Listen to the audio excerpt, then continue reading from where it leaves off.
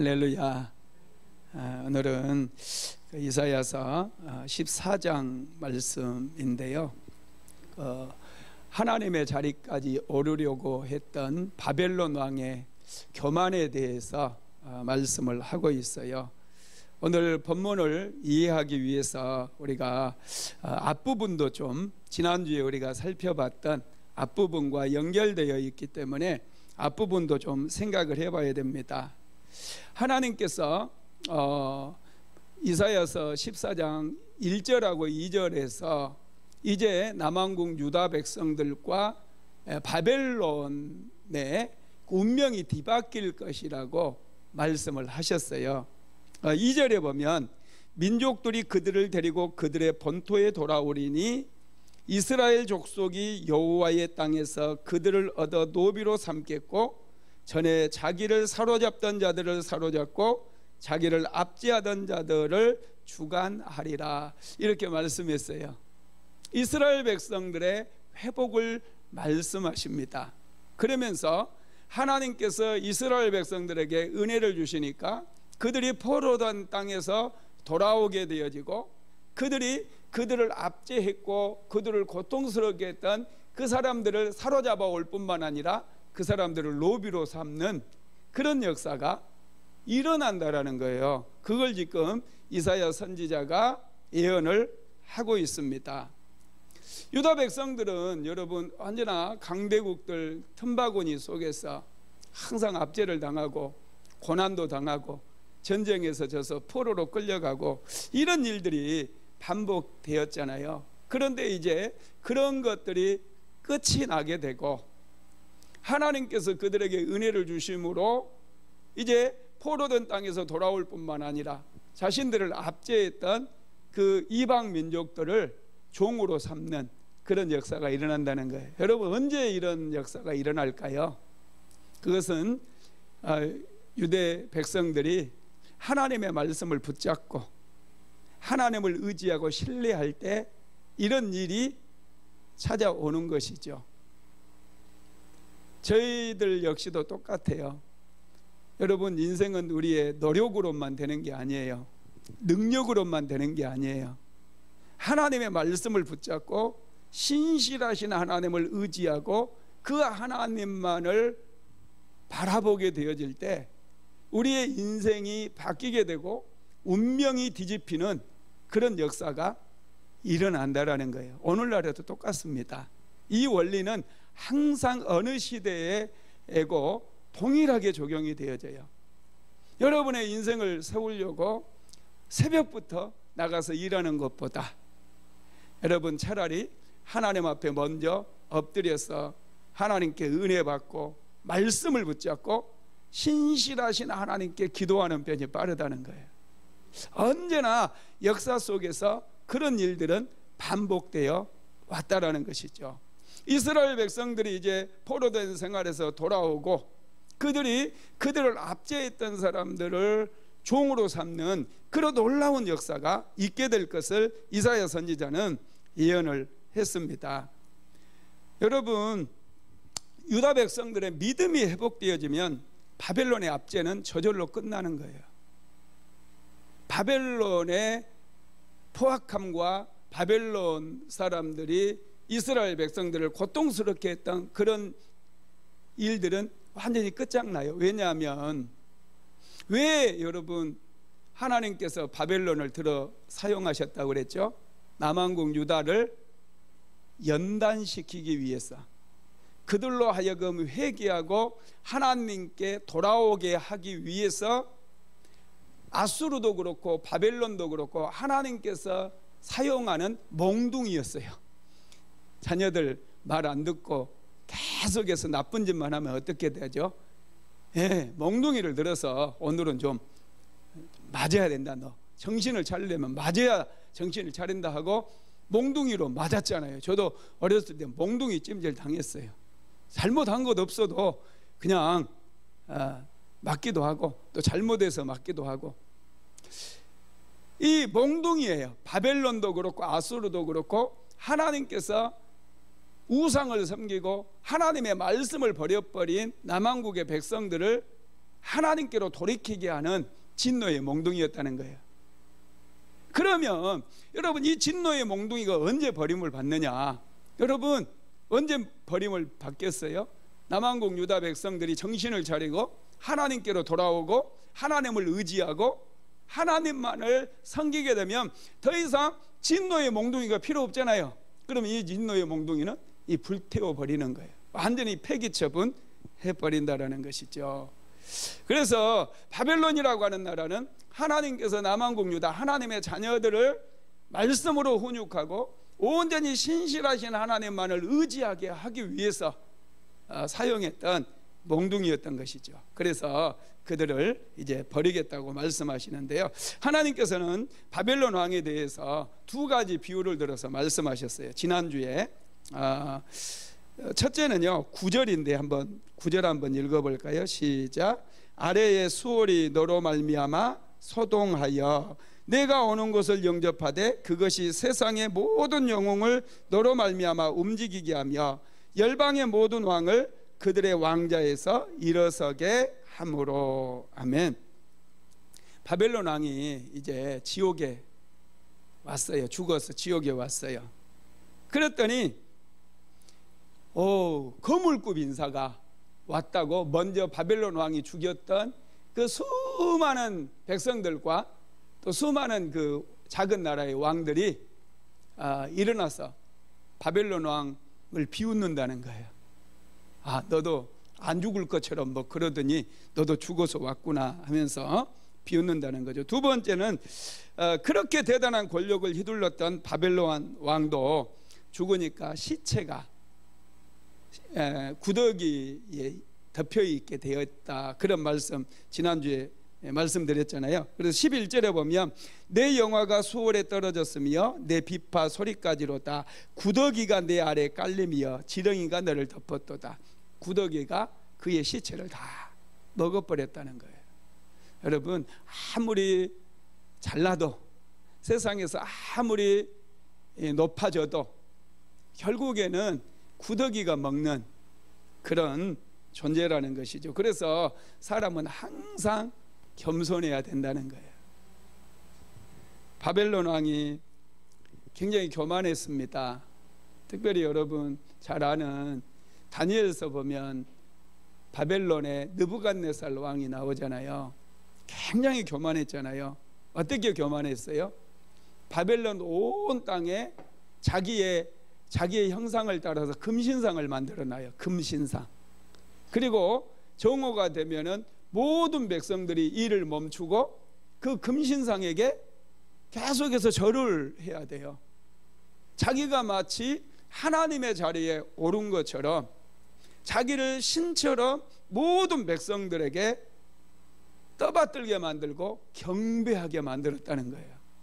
얼마나 교만하면 이 자기가 마치 하나님처럼 사람들에게 모든 영광을 다 받으려고 하겠습니까? 바벨론 왕이 이렇게 교만해서 하나님의 자리에까지 올라가려고 했습니다. 실제로 느부갓네살 왕은 금신상을 세워놓고, 특별히 이제 다니엘의 세 친구 사드락과 메삭과 아벳느고 금신상에게 절을 하지 않으니까 풀무불 속에 이 철을 녹이는 그 영광로 속에 세 친구를 넣어버렸잖아요.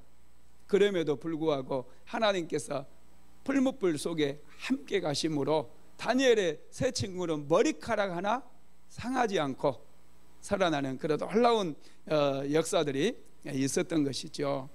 그래서 오늘 이제 그 12절부터는 이 바벨론 왕이 하나님의 자리에까지 올라가려고 했던 그 금신상을 세워놓고 자기를 경배하라고 했던 그 사건이 바로 하늘 보좌에까지 지가 하나님보다 더 높아지려고 하는 그런 교만이었다는 것을 우리에게 말씀해 주고 있는데요. 자, 오늘 본문 한번 읽어봅시다. 12절 한번 같이 보겠습니다. 너 아침의 아들 계명성이여 어찌 그리 하늘에서 떨어졌으며 너 열국을 엎은 자여 어찌 그리 땅에 찍혔는고. 아멘. 이 성경 구절을 이제 설교할 때 이 성경에 나오는 계명성이 사탄이다, 이렇게 또 해석을 하기도 하잖아요, 그죠? 그래서 이 사탄의 이름도 얘기하고 루시퍼다 그러는데, 여러분 성경에 루시퍼라고 하는 이름이 나올까요, 안 나올까요? 성경에서 루시퍼 이름이, 루시퍼가 원어 같잖아요, 그죠? 나올까요, 안 나올까요? 안 나와요. 히브리어로 이 계명성은 헬렐이에요. 헬렐. 이게 헬렐이 밝게 빛나다라고 하는 뜻이고요. 이 헬렐이 어디에서 나왔느냐면 할렐, 할렐, 하나님을 찬양하라 할 때 할렐루야 이거잖아요, 그죠? 이 하나님을 찬양하다라고 하는 할렐에서 헬렐이 나왔어요. 그러니까 하나님을, 계명성이 원래 할랄이라고 하는 히브리에서 나와가지고 하나님을 찬양하라 이런 뜻이거든요, 원래 이제 뜻이. 그러니까 이 계명성을 가리켜서 하나님을 찬양하는 천사가 아닐까, 하나님을 찬양하는 천사의 천사장일 것이다, 이렇게 사람들이 생각해서 이제 사탄이라고 하는 이 계명성이 지칭하는 것이 사탄일 것이다, 이렇게 이제 성경학자들 중에도 해석하는 분들이 있습니다.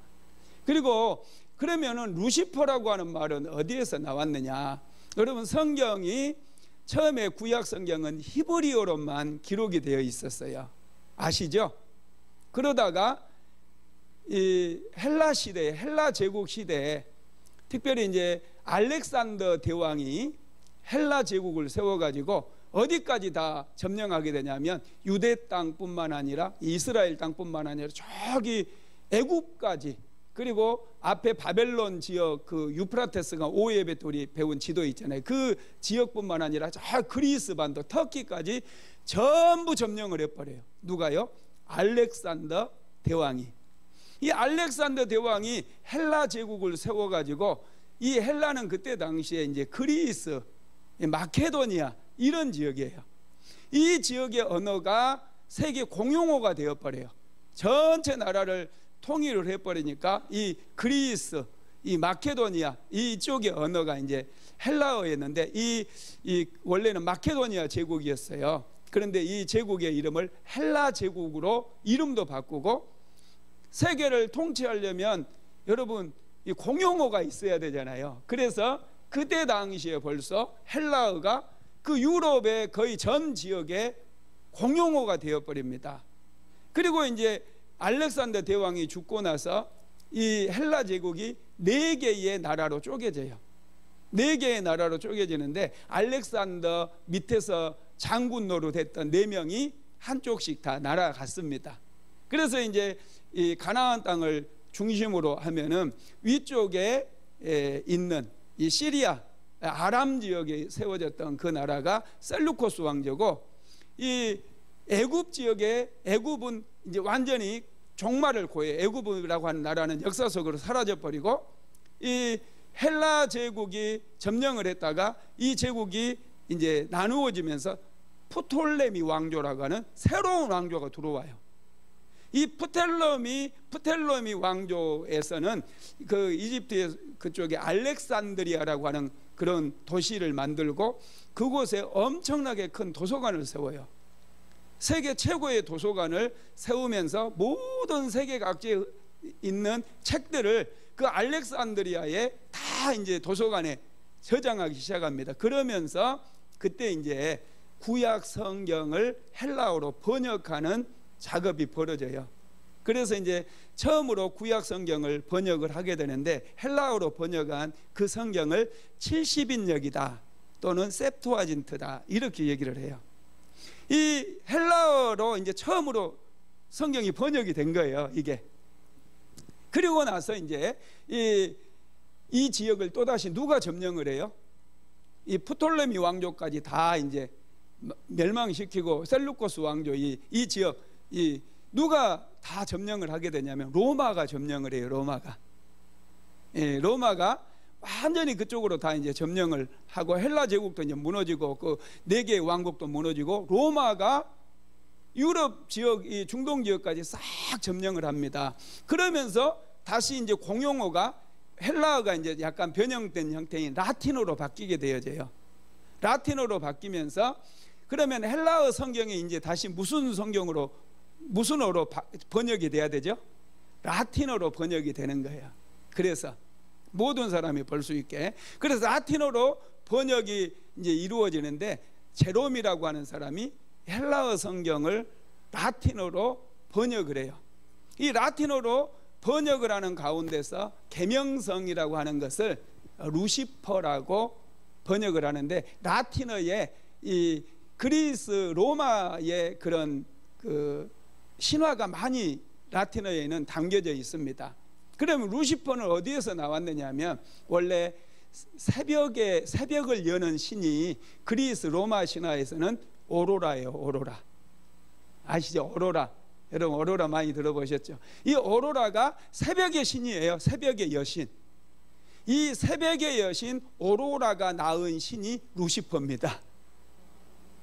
그래서 이제 새벽이 빛난다, 이제 계명성, 아침의 아들 막 이러니까, 이 벌게이트, 그 최초로 라틴어 번역 성경을 벌게이트라고 그러는데, 이 라틴어 성경에서 이 새벽의 아들, 새벽의 여신의 아들이 루시퍼니까 그냥 루시퍼로 번역을 해버린 거예요. 그래서 이제 거기에 처음으로 이 계명성의 자리에 루시퍼라고 하는 그런 이름이 들어가게 되고, 이 루시퍼가 그러면 사탄이구나, 이렇게 이제 그때부터 해석을 하면서 성경에 오류가 좀 생기기 시작해요. 이게 정확한 해석이 아니니까. 루시퍼는요 성경에 나오지 않아요. 가브리엘 천사, 또 미가엘 천사는 나오는데, 우리는 이제 루시엘 천사가 루시퍼가 됐다 이렇게 하는데, 이거 이제 라틴어 번역에서 처음 등장한 거고, 루시엘은 존재하지도 않아요. 없어요. 무슨 말인지 알겠죠? 그래서 원래 루시퍼라고 하는 말은요 정통 교회에서는 잘 안 써요. 요즘은 이제 많이 막 그냥 목사님들이 그런 데서 다 도용을 해서 누가 쓰니까 그냥 다 써버리고 그러는데, 이걸 좀 알면 더 좋겠다 해서 제가 자세하게 설명을 드렸습니다. 여러분 그렇습니다. 이 계명성은 여기 1차적으로는 여러분 바벨론 왕을 상징하는 거예요. 바벨론 왕이 먼저예요. 사탄이 2차적으로 이제 사탄으로 해석할 수도 있어요. 그런데 1차적인 해석은 교만했던 바벨론 왕인 거예요.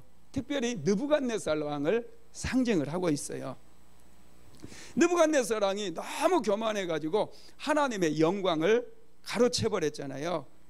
하나님께서 유다를 몽둥이질 좀 하라고 권세와 능력을 줬더니, 그 능력과 권세를 가지고 완전히 전 세계를 막 다니면서 전부 열왕들을 죽이고, 완전히 자기의 야욕, 자기의 욕심을 채우는데 모든 힘과 권세를 다 사용한 거예요. 그래서 하나님께서 이제 오버해도 너무 오버해버린 이 바벨론 왕을 하나님께서 책망하시고 하나님께서 심판해버린 거예요. 그래서 너 아침의 아들 계명성이여, 이것은요 이 바벨론 왕을 상징하는 거예요. 어찌 그리 하늘에서 떨어졌으며 너 열국을 높은 자여 어찌 그리 땅에 지켰는고, 왜 네가 그렇게 높은 자리에서 떨어졌고, 왜 네가 땅에 그렇게 찍혀버릴 정도로 그렇게 추락을 했느냐. 지금 그거잖아요. 왜 이렇게 됐어요? 교만 때문인 거예요. 교만. 바벨론 왕이 너무 교만했잖아요. 느부갓네살 왕이 아까도 말씀드렸다시피 금신상을 전국에 세워놓고 자기를 하나님이라고 섬기라고 신처럼 떠받들라고 백성들에게 그렇게 시간 정해놓고 그렇게 절하게 만들고 그랬어요. 여러분도 그런 경험 있지 않나요? 제가 초등학교 다니고 중학교 다닐 때 국기 하강식 뭐 이런 거 하면 길 가다가 동해물가가 딱 울려 퍼지면 국기가 있는 쪽으로 딱 가슴을 얹고 이렇게 경건한 마음으로 애국가 끝날 때까지 있었잖아요. 이게 여러분 우상화 시킨 거예요. 이거 요즘도 뭐 애국가만 딱 어디서 학교에서 들리면 딱 멈추고 그냥 태극기 바라본 사람이 있더라고요. 정말 내가 저 사람 이 우상화를 시켜야 독재하기가 쉬우니까 옛날에는 이제 우리나라도 다 그렇게 했어요. 이제 태극기지만 나라를 사랑하는 마음을 고취시키고자 그렇게 한 건 이해가 돼요. 그런데 느부갓네살은 금신상을 세우는 거예요. 태극기 대신에 금신상, 자기 신상을 세워놓고 12시에 이제 나팔이 울리면은 막 그 금신상에게 절을 하게 만들었다는 거예요. 그렇게 자기가 높아졌어요. 그런데 그 교만 때문에 하나님께서 그를 완전히 그냥 무너뜨려 버리고, 그래서 실제로 바벨론이 그렇게 대단한 나라였지만 70년 만에 멸망당했다고 그랬잖아요. 70년 만에 나라가 완전히 패망해 버립니다. 그래서 여러분, 우리가 항상 이 교만을 경계해야 돼요.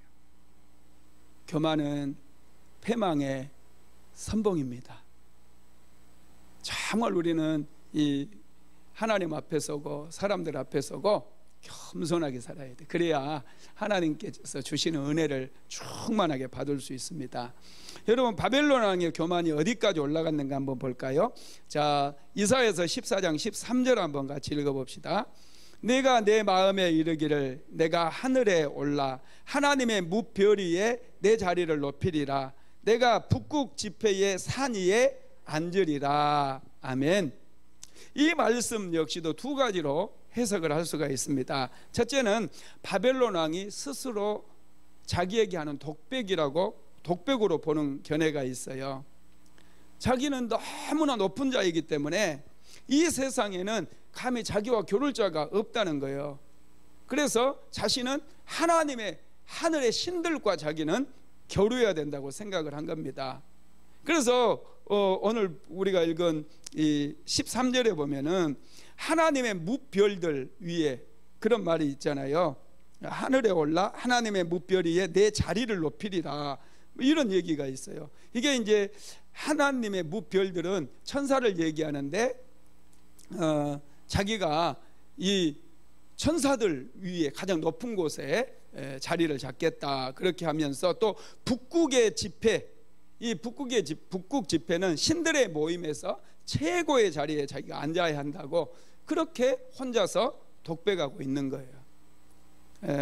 그리스 로마 신화에 보면은요, 이 헤라클레스 같은 영웅들은 죽어서 하늘의 별들이 된다고 그런 얘기를, 하늘의 신이 된다라고 그렇게 얘기를 해요.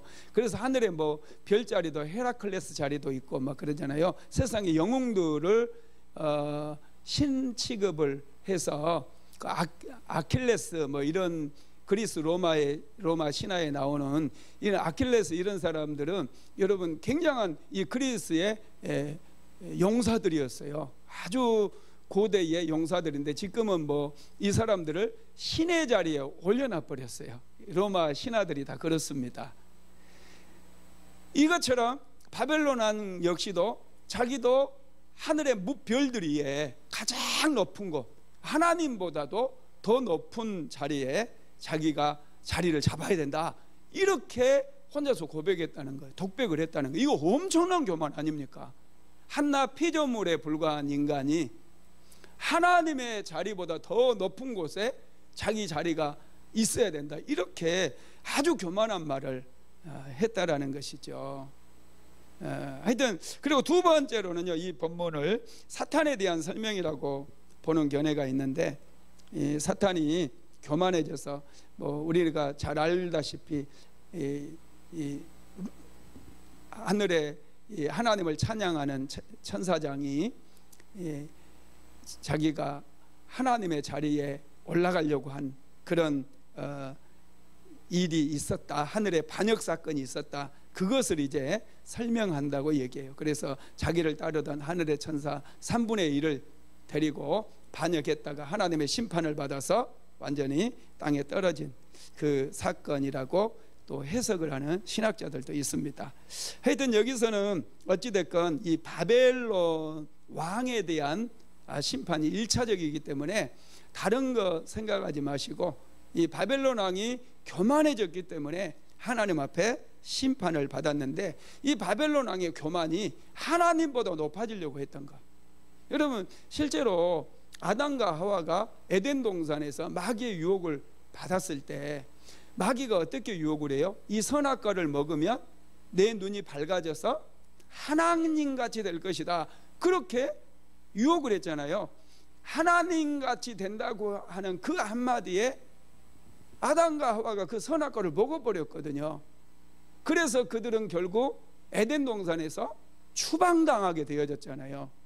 이것처럼 바벨론 왕 역시도 하나님보다 자기가 더 높은 자리에 올라간다고 가려고 하는 그 교만 때문에 여러분 결국은 아담과 하와처럼 멸망당하는 거예요.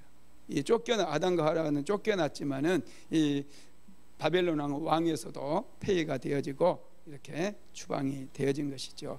이렇게 하나님의 자리에 오르려고 했던 바벨론 왕의 최후는 어떻게 되었느냐? 첫째는 하나님의 심판을 받았는데요. 자, 14절하고 15절 한번 같이 읽어볼까요? 가장 높은 구름 위에 올라가 지극히 높은 이와 같아지리라 하는도다. 그러나 이제 내가 수월 곧 구덩이 맨 밑에 떨어짐을 당하리로다. 이 바벨론 왕이 지극히 높은 이와 같아지겠다, 이 하나님과 같은 자리에 올라가겠다, 이렇게 교만한 말을 했잖아요. 그러다가 하나님의 심판을 받아서 이제 수월이 뭐냐면 지옥을 얘기해요.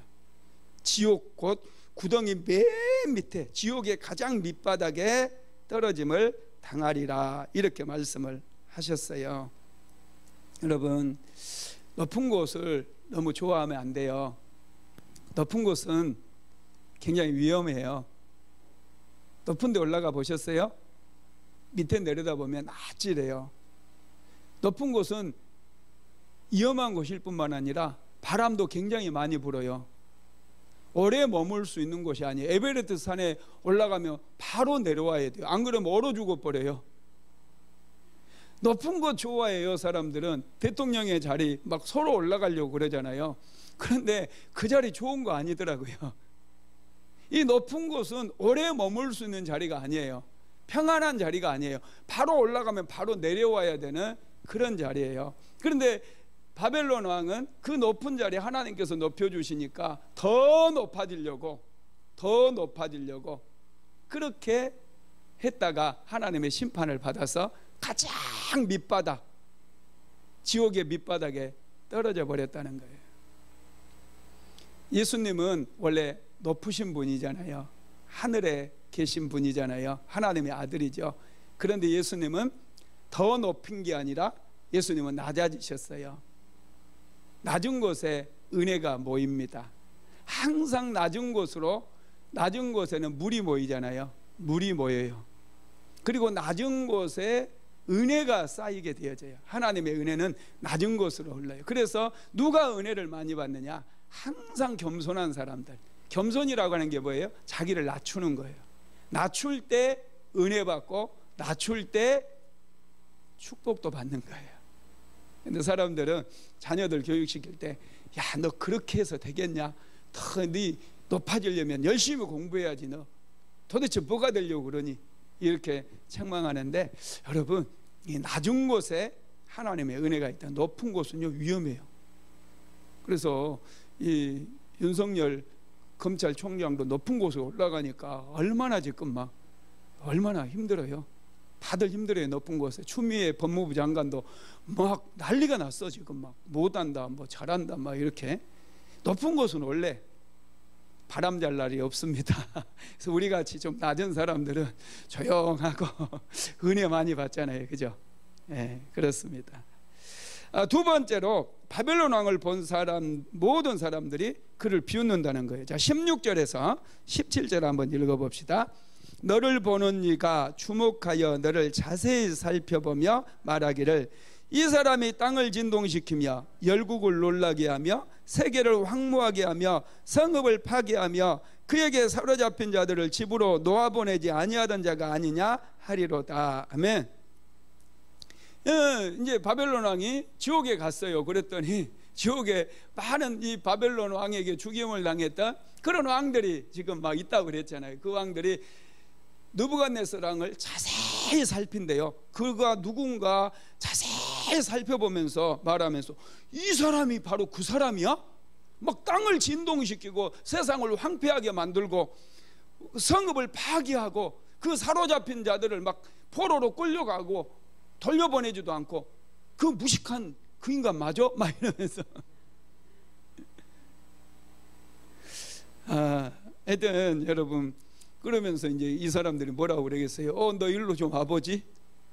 일로 좀 와봐. 감옥에도요, 여러분, 제일 먼저 들어간 사람이 방장해가지고 처음 들어오는 신참들을 막 시키고 그러잖아요. 그것처럼 이제 지옥에도 오래된 지옥까지 맙시다. 할렐루야. 우리는 천국 가야 돼. 하여튼 이 바벨론 왕이 그렇게 세상에 있을 때는 대단한 것처럼 보였는데 지옥에 가서 보니까요, 형편없는 거예요. 형편없는 거. 똑같아. 자기들이랑 다를 게 하나도 없어. 오히려 이제 더 못나 보이고 더 별 볼 일 없어 보이는 거예요. 자네 여러분 기억나실지 모르겠어요. 이 사담 후세인 기억나세요? 이라크하고 막 미국하고 긴장 관계 있고 우리 전쟁이 일어나기 전에 사담 후세인 대단했잖아요. 위세가. 자기는 느부갓네살 후예돼요. 그러면서요, 뭐라고 했는 줄 아세요? 미국이 만약에 우리를 쳐들어오면 미국은 그날로 끝장이다. 막 이렇게 큰 소리를 치더라고요. 기억 안 나시죠? 얼마나 큰 소리를 쳤는지 몰라요. 사담 후세인이 딱 베레모 딱 쓰고 까만 선글라스 쓰고 딱 나와가지고 대국민 연설을 하면서 미국 저것들 오면 우리는 느부갓네살의 후예이기 때문에 오면 저들은 완전히 끝장내버린다. 이라크가 이 바벨론의 후예들이에요. 그러면서 큰 소리 빵빵 쳤거든요. 그런데 전쟁이 터지자마자 어디 숨어가지고 안 보이더라고. 그러더니 나중에 어디서 잡힌 줄 아세요? 생각나세요?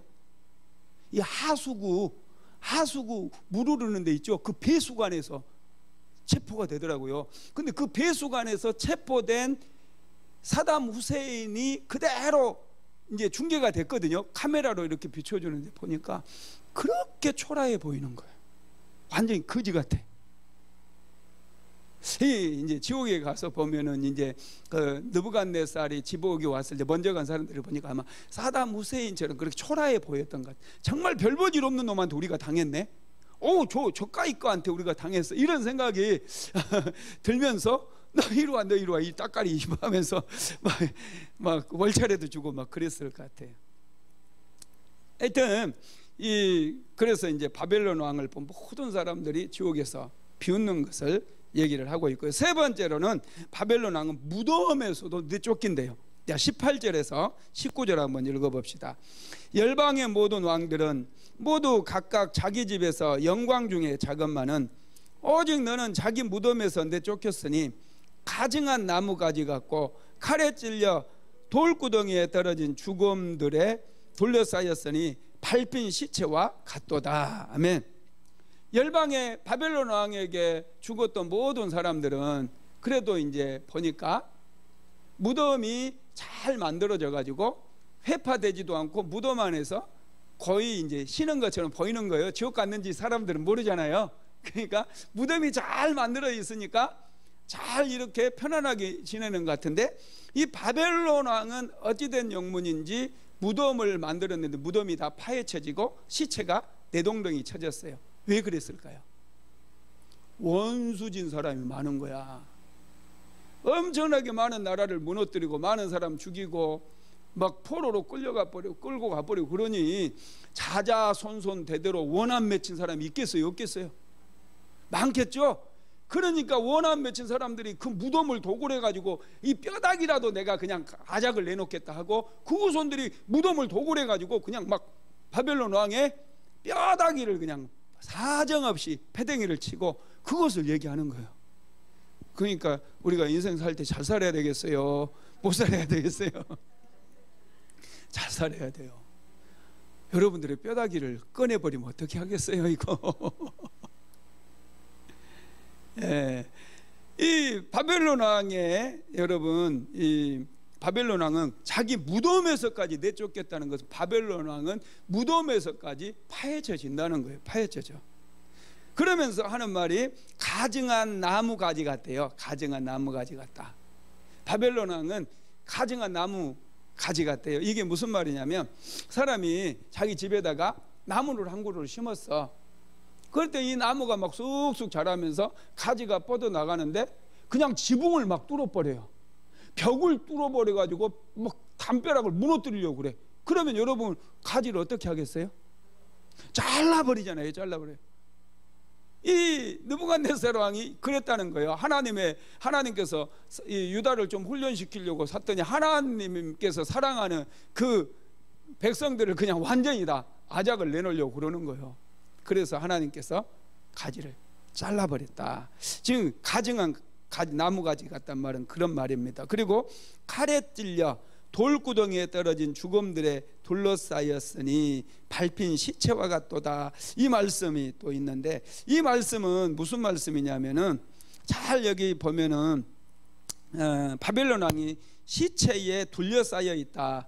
뭐 이렇게 해석을 할 수도 있거든요. 그런데 그것보다 좀 더 깊이 묵상해 보면 시체들을 둘러싼 옷같이 되었다. 그런 얘기예요.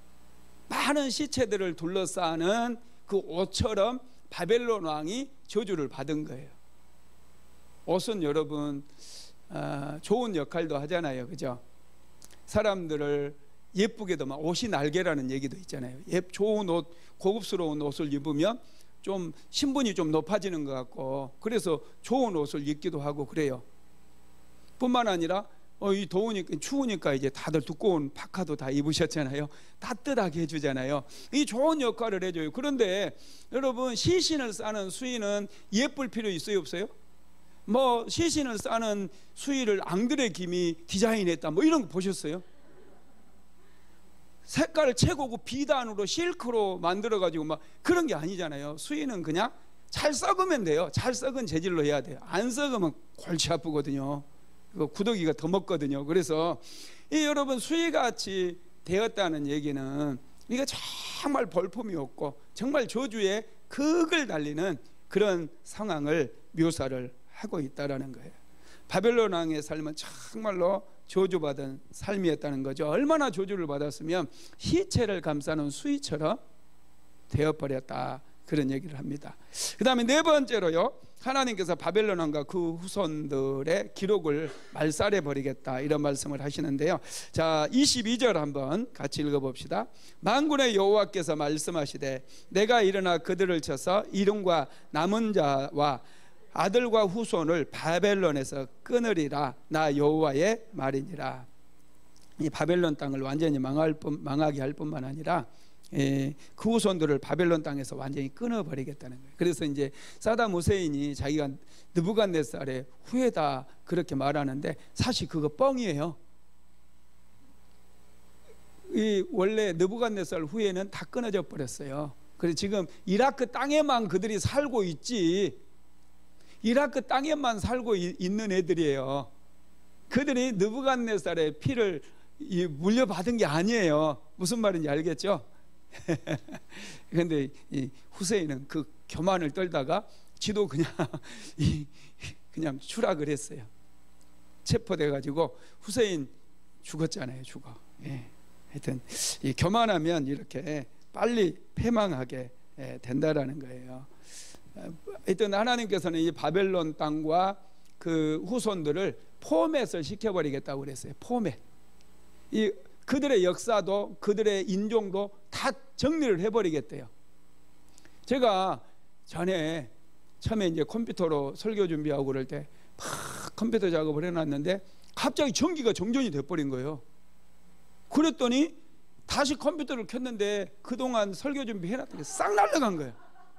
와, 황당하기는 얼마나 황당해요. 그래서 다시 또 준비를 해야 되는 거예요. 다시. 그래서 두 번 일하고, 그래서 나중에는 반드시 설교 준비 맞춰가지고 저장을 한 게 아니라 시작부터 쟁원만 쳐도 저장을 해놨어요. 쟁원만 치는 것도 귀찮잖아요. 다시 치는 것은.